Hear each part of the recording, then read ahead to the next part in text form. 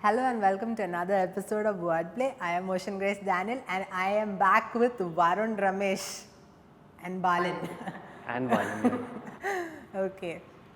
Today we will be looking at the dictionary of obscure sorrows Why? because it perfectly describes most of the emotions that I have. Oof. Yeah. Even the words I've picked are kind of representative of my mental state right now. So this has been a very depressingly interesting episode to shoot. And I think it's a perfect time to shoot this considering the pandemic and how it's messed up our brains and So you're saying that given everything that's happening, let's depress people more.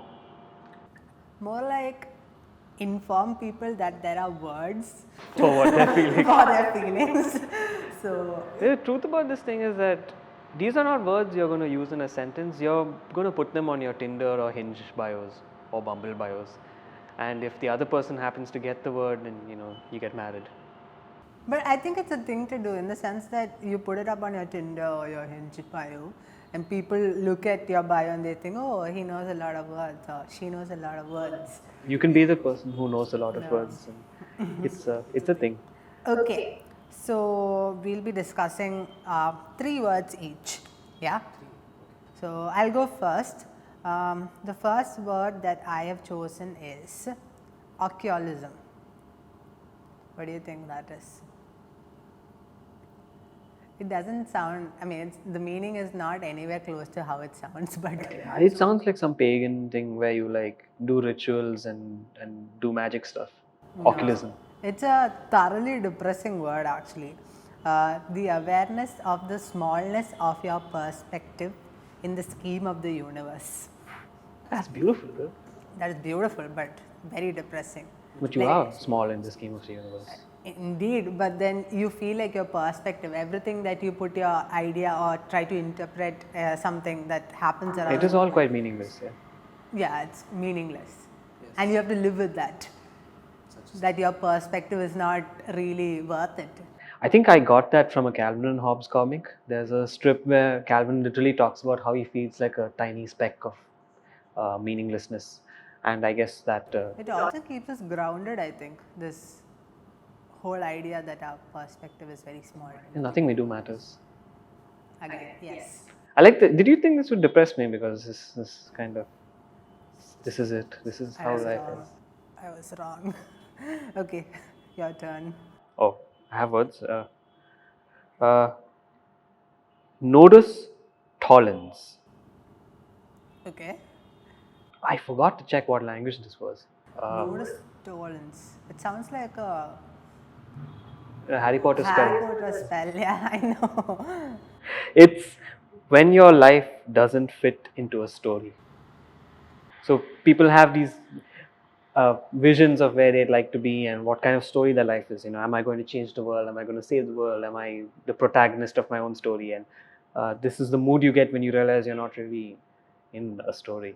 So this kind of hits me hard because I always had this thing that my ambition was to live a life such that the Wikipedia article about my life would be a really interesting read.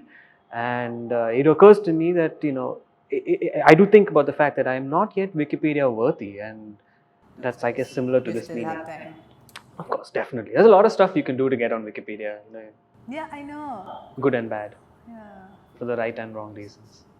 But I think this is more about your life fitting into a story, whereas mine is more about my life fitting into a Wikipedia page. So I think I can make my own word. But does it always have to fit into a story? In the sense that is a lot of pressure on a person. Like, I think we frame a story based on expectations that people have. Yeah, that's true. So like the video about this, which the Dictionary of Obscure Sorrows puts out, it's actually really beautiful. They do talk about this fact that you don't really have to fit into a story and it's okay. But nonetheless, it's a feeling, it's a mood. This is the kind of stuff you share on your Instagram stories with the caption mood. Yeah, I have a mood word, librosis. What is that? It's like how you give democracy to a country. To care less about things. Oh, perfect. That goes well with the last word also. Yeah, exactly. So you realize your place in the universe and then you get librosis. Nice. Mood word. What language is this? I forgot to check the language. I wish we had this whole big, the book, the printed copy of the dictionary of. Is it available though? I don't know, but I did see someone say they made a PDF out of it. I don't know if there's a print version yet. I would like a print version on my table. I think so. I think this is the kind of thing we should have researched and then spoken about. I know. Okay, your turn. Oh, right. So this word, like all good words, is German. And you'd notice that if you go through this dictionary, a lot of the words are German because the Germans apparently like coming up with a word for everything. And the word is Wehmodelen or Wehmodalen. I would think it's Wehmodelen. It could be Dalen also. It's the fear that everything has already been done. Oh, I have this.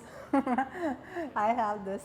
So this was actually something they taught me in my degree. Like when I was studying media, and there was this thing they taught you about art, which is that all art is in a sense mimicry. Everything has already been done. Wehmodalen is a bit like that, but more the idea that all your actions have been done by other people. Your life, if you look at it from a macro perspective, could echo what a lot of people's lives are like. And this is good or bad. I mean, it doesn't have to be a bad thing. I think most creators have this fear. Yeah, you have to. Producing more content, and they feel like, oh, it's already been done, so they don't even attempt on making that particular content. Whereas they can actually put their own twist into the content and bring something. I mean, I think that's how you're supposed to react to it. If you find that something's been done before, you add a spice to it or you do a tribute to it. Because most films, like especially modern films, there's very little originality. It's always based on an older film that's tried this concept first. And like one of the nice things about film school is that you get to watch these old films and then you watch the new films. And even if the old film is the one that invented the concept, the newer movies will be the ones that perfect it. So that's the nice thing about mimicry. I wish I went to film school.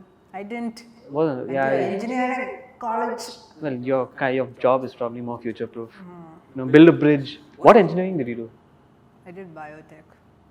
Why aren't you making vaccines and stuff, dude? What are you doing here? I'm reading on it. Does that make a difference? Hey, get one vaccine, no?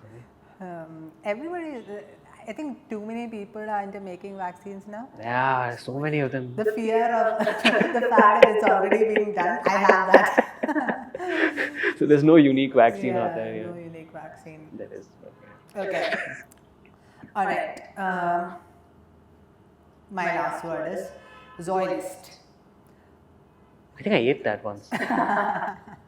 No, it's a person who thoroughly enjoys finding fault in others or things around him or her. Why do you pick such words? What's wrong with this chair? I know. This place is air. I know. Zoylist. Zoylist. Person who enjoys picking fault. Yeah. Sounds like managerial material. Sounds like my grandparents. Big oof. That's a big oof moment. Okay. Mine is Zeno sign, and it's the sense that time has been going faster. And this is something I can personally attest to. I was lying in my bed for like 5 hours staring at the wall, and there's a clock on the wall, and I was observing how quickly the minute hand was moving. And I remember distinctly last year when I did the same thing for about 4 or 5 hours. I just lay on the bed. It just happens a lot. And I just looked at the wall, and the minute hand seemed to be moving slower. And I think this is a clinical scientific study that I've conducted, and I can clearly say that time has been moving faster. For 5 hours, you did not do that. Yeah, I did. What? I cannot sit in one place for like 2 minutes. And I think the reverse of this when I'm in office. So yeah, time is relative. So it might be moving faster for me, but time is moving slower for you. That's also a possibility. And Einstein said something to the effect of time is relative. So I think, verbatim, that's what he said, I believe. Okay. All right, that's it. We're out of words? We are out of words. These are all the obscure sorrows. Yeah, we decided on 3. Right. So we're going to keep it 3. So you got 6 words to add to your Tinder bios. Let us know in the comments if there's any obscure words you like. And also, it would be nice to get some Indian obscure words, in Hindi, Sanskrit, Malayalam. There must be words out there. So please let us know, and we could do a next episode on that. Desi obscure sorrows. Bharatiya Dukh Shabdo. Bharatiya, what is dictionary in Hindi? I don't know. Shabd Pustak. Shabd Pustak. Of Dukh. Dukh Shabd. Hey, startup machi. All right. All right. Okay. Until next time. Till Thank next you. time.